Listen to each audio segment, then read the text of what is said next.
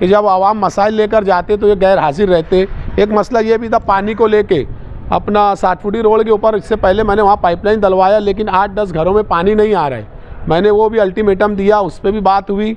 और हबीब लॉन्स के पास जो है पाइप फटा हुआ है, 3 दिन रोज़ पहले कंप्लेंट किया, कारपोरेशन का पानी जो है ज़ाय हो रहा है।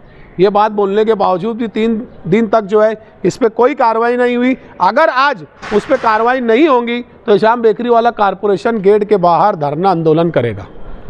और एलईडी लाइट के ताल्लुक से शहर के अंदर अभिजीत पवार साहब से लगभग जो है, जब एलईडी लाइट के लिए 2 करोड़ का प्रकरण पास हुआ तो शहर के जो नाकाम लीडर वो बिलों में से निकल कर आए और उसके क्रेडिट लेने लगे।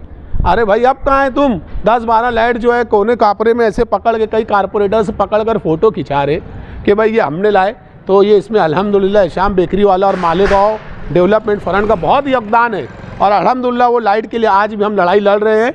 15 दिन से ये काम बंद था। मैंने अभिजीत पवार साहब से कहा कि जो इलाके में लाइट नहीं लगे उस तरीके से लगे तो इंशाल्लाह अभी पवार वाली से लाइट लगना चालू होंगी। मैंने उनको भी अल्टीमेटम दिया है। अगर वो भी नहीं होता तो मैंने कहा ना कि 2 रोज़ के अंदर हम यहाँ धरना आंदोलन करेंगे। इस तरीके की बात हुई है और इंशाल्लाह बहुत जल्द शहर के अंदर जो परेशानी है हिशाम बेकरी वाला राब्ता ऑफिस पर आए, भरपूर तरीके से रहनुमाई, नुमाइंदगी और बहादुरी से हम शहर के अंदर काम करके देंगे।